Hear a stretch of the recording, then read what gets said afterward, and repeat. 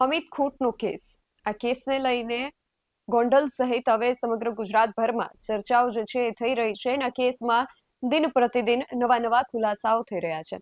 સૌપ્રથમ સગીરા અને તેમની સાથે તેમને એક જે મિત્ર હતા તેમણે આ બાબતે ફરિયાદ કરી. એ ફરિયાદ બાદ જે આરોપી હતા, જેના પર આરોપ લાગેલા હતા, અમિત ખૂંટ, તેમણે આત્મહત્યા કરી લીધી. ત્યારબાદ એમની પાસેથી એક સુસાઇડ નોટ મળી આવી, તેને લઈને પણ કેટલાક પ્રશ્નો ઉઠ્યા અને ત્યારથી લઈને અત્યાર સુધી આ જે કેસ છે એ સતત ને સતત ગૂંચવણ ભર્યો જ રહ્યો. અને ગઈકાલે જે રીતે સગીરાએ કોર્ટમાં જે સ્ટેટમેન્ટ આપ્યું તેને લઈને આ કેસમાં હવે એક નવો જ વળાંક આવ્યો છે. આ બાબતે આ કેસને લઈને આજે ચર્ચા કરવી છે અને ચર્ચા કરવા માટે આજે અમારી સાથે જોડાયા છે સગીરાના જે વકીલ છે ભૂમિકાબેન પટેલ. ભૂમિકાબેન, BS9 TV ન્યૂઝમાં આપનું ખૂબ સ્વાગત છે. ધન્યવાદ. ભૂમિકાબેન, સૌથી પહેલા તો આપની પાસેથી એ જાણવું છે કે ગઈકાલે કોર્ટની અંદર શું થયું, શું કાર્યવાહી થઈ, એમાં કોઈ ચુકાદો આપવામાં આવ્યો કે આગળ નવી તારીખ આપવામાં આવી, શું થયું ગઈકાલે? જે હું મૂળ જે એડવોકેટ છું, પૂજાબેન રાજગોર વતી મેં વકીલાતનામું ફાઇલ કરેલું છે. ઓકે. એટલે જે પૂજાબેન રાજગોર છે એમણે અગાઉ પણ જે પોલીસ છે ને એમના વિરુદ્ધ ફરિયાદ દાખલ કરી હતી કે એને ઇનલીગલ ડિટેન્શનમાં રાખવામાં આવ્યા છે. 2 દિવસ સુધી, એક દિવસ એ ડિવિઝન પોલીસ સ્ટેશને રાખવામાં આવ્યા, પછી ડીસીપી જગદીશ બાંગરવાની ચેમ્બરમાં રાખવામાં આવ્યા, ત્યાંથી એને સુરભી હોટલ ખાતે રાજકોટની અંદર છે એની અંદર ત્યાર પછી એને ગોંડલ તાલુકા પોલીસ સ્ટેશન, ત્યાં પણ એમને ઓન ટૂંકમાં કોઈ પણ જાતની કાયદેસર રીતે અટક બતાવ્યા વિના ગોંડલ તાલુકા પોલીસ સ્ટેશનમાં સાંજ સુધી રાખવામાં આવે અને 6:40 એમની અટક બતાવવામાં આવી કે જે જનરલી પોલીસે 24 કલાકની અંદર કોઈ વ્યક્તિને મેજિસ્ટ્રેટ સમક્ષ રજૂ કરવાના હોય, એના બદલે આ કિસ્સામાં એમણે 48 કલાકથી વધારેની સમય બાદ જે આ પૂજાબેન રાજગોર છે એને કોર્ટ સમક્ષ રજૂ કર્યા હતા. એટલે જે ઇનલીગલ ડિટેન્શન અને રોંગફુલ રિસ્ટ્રેન સહિતની અમારી ફરિયાદ હતી અને એ ફરિયાદ અમે જે ગોંડલ તાલુકા પોલીસ સ્ટેશનના આરોપ હતા એમાં ગોંડલ ખાતે કરી હતી અને રાજકોટ જે પોલીસ સામે આરોપ હતા એના માટે રાજકોટ કોર્ટમાં કરી હતી. હવે આ સમગ્ર પૂજાબેન રાજગોર સાથે જે ઘટનાક્રમ બન્યો એ તમામ સમય દરમિયાન જે સગીરા છે એમની સાથે હતી પોલીસ સ્ટેશનમાં દરેક જગ્યાએ. એટલે અમારા ફરિયાદમાં મહત્વના સાક્ષી હતા.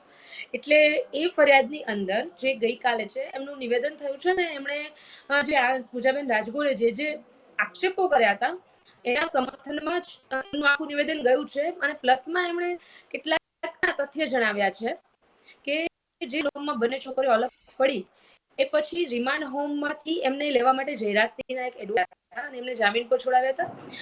જયરાજસિંહ અને જે એમના માણસો છે એમણે સતત જે આ સગીરા છે એમને એવી ધાક ધમકી આપી કે તમે કબૂલાત આપો, તમે એની અંદર અલગ અલગ 6 નામ ખોલો, જેની અંદર અનિરુદ્ધસિંહ રીબડા, રાજદીપસિંહ રીબડા, રહીમ મકરાણી, પૂજાબેન અને જે સંજય પંડિત છે એડવોકેટ, દિનેશ પાત્ર, એના તમે નામ આપો કે આ બધું મેં એના કહેવાથી કર્યું છે. એટલે સગીરાએ વારંવાર એમને કહ્યું, પોલીસને કહ્યું કે ભાઈ મારી સાથે ખરેખર દુષ્કર્મ થયું છે, મેં કોઈના કહેવાથી કે હની ટ્રેપ નથી કર્યું. ત્યારે પોલીસે એવું કીધું સુસાઇડ નોટમાં નામ છે, તમને તો આરોપી બનાવવાના જ છે, જો તમે અમે કઈ પ્રમાણે કબૂલાત નહીં આપો તો તમારા જે ઘરના લોકો છે એને જાનનું જોખમ છે. પ્લસમાં સૌથી મહત્વની વાત કે જ્યારે સગીરા છે એ પોલીસ સ્ટેશનની અંદર હતી અને પોલીસ એની પૂછપરછ કરી રહી હતી ત્યારે કોઈ એમણે એવું કીધું કે કોઈ ગણેશભાઈના કોલ આવી રહ્યા હતા અને એ ગણેશભાઈ છે ને કન્ટિન્યુ પોલીસ એને રિપોર્ટિંગ કરી રહી હતી, જાણે કોઈ ઉપલા અધિકારીને રિપોર્ટિંગ કરી રહ્યા હોય એ રીતે પોલીસ રિપોર્ટિંગ કરી રહી હતી કે ગણેશભાઈ હમણાં પ્રોસેસ ચાલુ છે, હમણાં સગીરા કબૂલાત આપે એટલે કહીએ. અને પછી એમને 2 દિવસ સુધી રિમાન્ડ હોમમાંથી છૂટ્યા બાદ જે આ જયરાજસિંહ અને જે એમના માણસો છે એમના દ્વારા એને એક શ્રી હોટલ ખાતે રાખવામાં આવી હતી ગોંડલની અંદર અને તેને 2-3 દિવસ સુધી સતત અંદર ને અંદર રાખીને એવું ટોર્ચરિંગ કરવામાં આવ્યું કે તમે અમે કહીએ પ્રમાણે કબૂલાત આપો. ત્યારબાદ એને કોર્ટ સમક્ષ કબૂલાત આપવા માટે ધમકી આપવામાં આવી. પ્લસ એમના ગામડે જઈ અને જે જયરાજસિંહના માણસો અને જયરાજસિંહ છે એમને ધમકાવીને આવ્યા કે તમે જો અમે કહીએ પ્રમાણે નહીં કરો તો અમે તમને કોઈ દિવસ જેલની બહાર નહીં નીકળવા દઈએ, તમારા ઉપર હુમલાઓ કરાવશું, એ ઘણી પ્રકારની ધમકીઓ આપી. અને આ સમગ્ર હકીકત જે સગીરા છે એને કોર્ટ સમક્ષ જણાવી છે. જી બેન, અને આપની પાસેથી એ પણ સમજવું છે કે આ જે સગીરા છે અને અમિત ખૂંટ છે એ સોશિયલ મીડિયાના માધ્યમથી એકબીજાના સંપર્કમાં આવ્યા હતા. તો આ બે વ્યક્તિ હતા, તેની અંદર જયરાજસિંહ જાડેજા, ગણેશ ગોંડલ કે અનિરુદ્ધસિંહ જાડેજા કે એમના દીકરા રાજદીપસિંહ જાડેજા, આ બધાનો શું રોલ હોઈ શકે ને એ લોકો આ કેસમાં કઈ રીતે આગળ આવી શકે? સગીરાના કહેવા પ્રમાણે એ અનિરુદ્ધસિંહ રીબડા કે રાજદીપસિંહ રીબડાને નથી ઓળખતી, નથી મળી, નથી ક્યારેય વાત કરી કે નથી કોઈ પણ પ્રકારનું એની સાથે કનેક્શન. અને જે પૂજાબેન રાજગોર છે તો એમની સાથે રહેતા હતા, અને સંજયભાઈ પંડિત અને દિનેશભાઈ પાતર છે એમને માત્ર એકવાર એ ડિવિઝન પોલીસ સ્ટેશને મળવા ગયેલા હતા. એ સિવાય એમણે કોઈ ખોટી ફરિયાદ કરવા નથી કીધું. સગીરાએ સ્પષ્ટપણે જણાવ્યું છે કે એમણે જે ફરિયાદ કરી હતી એ એમના જે એમની પોતાની કન્સર્નથી કરી હતી, એની સાથે જે દુષ્કર્મ થયું એ બાબતની કરી હતી. એટલે હવે તો જે આ પ્રકારની આખી જે પોલીસની થિયરી છે એ તો ખોટી જ લાગી રહી છે. જી. અને એક એ પણ પ્રશ્ન ઉઠી રહ્યો છે ને અત્યારે દરેક લોકો જ્યારે ગઈકાલથી આ સ્ટેટમેન્ટ આવ્યું ત્યારે જનમાનસમાં પણ આ પ્રશ્ન ઉઠી રહ્યો છે કે આ પહેલા જે સગીર દીકરી છે તેમણે કહ્યું હતું કે અનિરુદ્ધસિંહ અને રાજદીપસિંહના કહેવાથી મેં આ કર્યું છે, અને હવે તેમનું કહેવું છે કે મને આમાં જયરાજસિંહ અને ગણેશ ગોંડલના માણસો જે છે એમના તરફથી દબાણ હતું અને મેં આ કહ્યું હતું. તો પહેલા અનિરુદ્ધસિંહ અને રાજદીપસિંહનું નામ લેવાયું, હવે જયરાજસિંહ અને એમના પુત્ર ગણેશ ગોંડલનું નામ લેવાઈ રહ્યું છે. તો હવે આમાં આગળ કંઈ નવું નહીં થાય કે નવો વળાંક નહીં આવે કે હવે આ જે સ્ટેટમેન્ટ છે એ ખરેખર સત્ય છે, એની શું એના કઈ રીતે એને માની શકાય? તમારે છે ને આ કયા નિવેદનને સત્ય માનવું હોય તો તમારે કાયદાકીય એની જે મહત્વ છે સમજવું પડે કે પોલીસ કસ્ટડીની અંદર જે નિવેદન આપ્યું હોય ને એ આમ પણ ટ્રાયલ દરમિયાન કોઈ દિવસ પુરાવામાં ઉપયોગમાં લેવાતું નથી, અને કોર્ટ એના ઉપર મહત્વ જરાય નથી આપતી.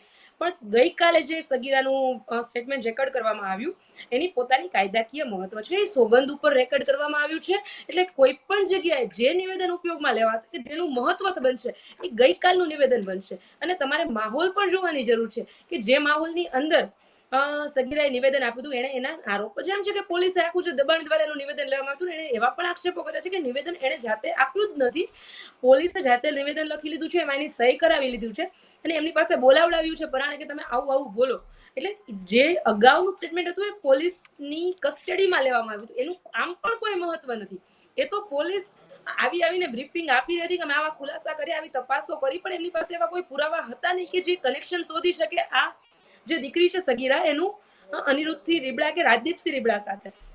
એટલે પોલીસ કસ્ટડીમાં આપેલા નિવેદનનું આમ પણ કોઈ મહત્વ નથી. અને જે કોર્ટ સમક્ષનું નિવેદન છે એ બહુ મહત્વનું એટલા માટે છે કે કોર્ટ સમક્ષનું નિવેદન છે સોગંદ ઉપર આપવામાં આવે અને કોઈ વ્યક્તિ પલટે તો એ ફોજદારી ગુનો બને છે. અને આ વસ્તુ જે કોર્ટ સમક્ષ આ દીકરીએ નિવેદન આપ્યું ત્યારે જજ સાહેબ દ્વારા પણ એમને સમજાવવામાં આવ્યું હતું કે તમે જે નિવેદન આપજો સત્ય આપજો, અને કોર્ટની અંદર જે માહોલ હોય છે એકદમ નિષ્પક્ષ હોય છે કે ત્યાં કોઈ પણ પ્રકારનું દબાણ કામ ન કરી શકે. એટલે અત્યારે જે આપણે જોઈએ કાયદાકીય રીતે અને જે આજુબાજુના વાતાવરણની દ્રષ્ટિએ પણ જોઈએ તો મારા માનવા પ્રમાણે ચોક્કસપણે જે ગઈકાલનું નિવેદન છે એ જ માન્ય ગણાય. જી. અને આપ ભૂમિકાબેન આપ વકીલ છો તો આપને એ પણ પૂછવું છે કે આ સગીરા દ્વારા જે પણ આક્ષેપો કરવામાં આવ્યા છે ખાસ કરીને જયરાજસિંહ, ગણેશ ગોંડલ અને એમના માણસો ઉપર અને ગોંડલની જે પોલીસ છે એ પોલીસ ઉપર, તો આ જે આરોપો છે એ જો સિદ્ધ થાય છે અને આ લોકો જે છે એ દોષિત ઠરે છે તો આગળ શું કાર્યવાહી થઈ શકે? અત્યારે જે અમે જે ફરિયાદ કરી હતી પૂજાબેન રાજગોર હતી એમાં માત્ર એમના જે પોલીસ કસ્ટડી દરમિયાનના જ આરોપો હતા. હવે જે એમના વધારાના આરોપો જે સગીરાએ કાલે નવા તથ્ય જણાવ્યા છે એના આધારે અમે નવી ફરિયાદ દાખલ કરશું. એ ફરિયાદમાં કોર્ટ પ્રાથમિક પુરાવા જોશે, પ્રાથમિક પુરાવા પૂરતા લાગે અને મારી પાસે પ્રાથમિક પુરાવા છે જ કે જે મજબૂત પુરાવાઓ છે. એટલે જે પ્રાથમિક પુરાવાઓ લાગશે એના આધારે કોર્ટ આખો ક્રિમિનલ કેસ ચલાવશે જેટલા આરોપીઓ હશે એના વિરુદ્ધ. અને ક્રિમિનલ કેસ સિદ્ધ થશે તો જેટલા આરોપીઓ છે ને જેલની સજા થવાના 2 થી 7 વર્ષ સુધીની સજાના પ્રાવધાન છે. જી. અને આમાં પોલીસની જે કામગીરી છે એ પહેલેથી લઈને અત્યાર સુધી કાયમ શંકાના દાયરામાં રહી છે, તો તેના વિશે આપ શું કહેશો? શંકાના દાયરામાં નહીં, હું તો કહું છું એની કન્ડક્ટ જ ખોટી છે. તમે તો 2 દિવસ પહેલા રાખો છો, સીસીટીવી પણ એમના ભરૂડી ટોલ નાકાના બહાર આવી ગયા છે. પૂજાબેન રાજગોરે આરોપ લગાવ્યા છે, જે સગીરા છે એને આરોપ લગાવ્યા છે, અગાઉ જે એડવોકેટ સંજય પંડિત, દિનેશ પાતર એ લોકોએ આરોપ લગાવ્યા છે રૂરલ પોલીસ ઉપર. પ્લસમાં જે પિયુષ રાદડિયા કરીને જે છે એમણે પોલીસ ઉપર આરોપ લગાવ્યા છે કે અમારી સાથે આવું ટોર્ચરિંગ થયું છે. ને તમામ લોકો દ્વારા કોર્ટની અંદર પણ ફરિયાદ દાખલ કરવામાં આવી છે. જેમાં ત્યારે કોર્ટની અંદર કોઈ ફરિયાદ દાખલ કરો છો ને તો એ સોગંદનામા સહિત દાખલ કરવાની હોય છે. એટલે જનરલી એવા બહુ ઓછા ચાન્સીસ હોય કે કોર્ટની અંદર ખોટી ફરિયાદ દાખલ થાય. એફઆઈઆર ખોટી થવાના ઘણા બધા ચાન્સીસ છે, કારણ કે સોગંદ ઉપર નથી હોતી, એ પોલીસ સમક્ષ આપેલું નિવેદન છે. એટલે કોર્ટની અંદર જયારે આટલા પ્રકારના ગંભીર આરોપો લાગે છે ત્યારે ખરેખર આ એક પોલીસની કન્ડક્ટ ઉપર સીધા સવાલ છે. અને મેં અગાઉ કહ્યું એમ જ્યારે એસપી હિમકરસિંહ છે, જ્યારે અમિત ખૂટના કેસની શરૂઆત હતી સુસાઇડ વાળા, ત્યારે આવીને બહુ બ્રીફિંગ આપતા હતા કે ભાઈ આ કેસમાં આવો વળાંક આવ્યો છે, આવો વળાંક આવ્યો છે. જે દિવસથી એમના પોલીસ અધિકારીઓ ઉપર ફરિયાદો અને આક્ષેપો થયા છે, ત્યાર દિવસ સુધી એક પણ વખત એસપી પોતે આવીને ખુલાસો નથી આપી રહ્યા કે મારા અધિકારીઓ વિરુદ્ધ જો કંઈક આક્ષેપોમાં કઈ સત્યતા હશે તો આમ કરીશું તેમ કરીશું. પ્લસમાં ગઈકાલે જે પિયુષ રાદડિયાએ જે ફરિયાદ કરી હતી એની અંદર કોર્ટની તારીખ હતી, એમાં મને માધ્યમો દ્વારા જાણવા મળ્યું છે કે એની અંદર પોલીસે એવો જવાબ આપ્યો છે કે અમારા પોલીસ સ્ટેશનના સીસીટીવી ખરાબ હતા. અમે જે રાજકોટ ખાતે સીસીટીવી માંગ્યા હતા ત્યાં પણ એવું કહેવામાં આવ્યું છે કે અમારી પાસે ફંડની વ્યવસ્થા નથી કે અમે સીસીટીવી ફૂટેજની ડ્રાઈવ આપી શકીએ. ડીસીપી કચેરીના સીસીટીવી ફૂટેજ આપવામાં આવ્યા કોર્ટની અંદર, એમાં 5 મિનિટના સીસીટીવી ફૂટેજ ગાયબ છે કે જે એન્ટ્રી ને એક્ઝિટ દેખાય છે સગીરાની. તો આ તો હું તો કહું છું ખાલી સવાલ નથી ઉભા, આ તો સ્પષ્ટ દેખાઈ રહ્યું છે કે પુરાવા સાથે બીજા કોઈની પોલીસ પોતે છેડા કરી રહી છે. જી.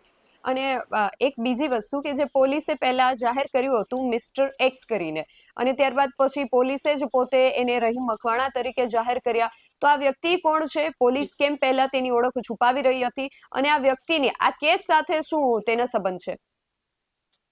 આ પ્રશ્ન તો ખરેખર છે ને એસપી સાહેબ ને અને એમના જે તપાસનીસ અધિકારી છે એડી પરમાર સાહેબ, એમને પૂછવું જોઈએ કે તમે જો મિસ્ટર એક્સ ના આટલા ગુપ્ત રાખતા હતા કે કઈ ભાગી ન જાય, તો તમે હવે શું કામ એનું નામ રિલીઝ કરી દીધું? એ કારણ કે રિલીઝ કરવા વાળું બીજું કોઈ નથી, પોલીસ પોતે જ છે. મીડિયા સમક્ષ એનું નામ રિલીઝ કર્યું તો તમે આટલું બધું શું કામ એક પ્રકારનો માહોલ એવો ઉભો કરતા હતા કે ઓહો આમાં તો બહુ મોટું ષડયંત્ર છે, બહુ મોટું કાવતરું છે, મિસ્ટર એક્સ કરીને કોઈ બહુ માથા પાડે કે અથવા તો કોઈ એવી બહુ સિક્રેટ વ્યક્તિ છે? આ તો પોલીસ ઉપરના સવાલ છે. આ તો પોલીસને પૂછવું જોઈએ કે આ રહીમ મકરાણી કોણ છે ને તમે શા માટે એનું નામ જાહેર કરી દીધું? કારણ કે રહીમ મકરાણીની કોઈ સ્પષ્ટ ઓળખ પણ નથી આપવામાં આવી કે કોણ હતો, ક્યાંનો રહેવાસી હતો, એનું ફેમિલી શું છે, અને ક્યાં ક્યાં પોલીસ શોધી રહી છે, એવી પણ કોઈ માહિતી સામે નથી આવી રહી. તો આમાં તો સૌથી વધારે તો પોલીસ ઉપર સવાલ છે. આનો જવાબ તો પોલીસે આપવો જોઈએ. જી.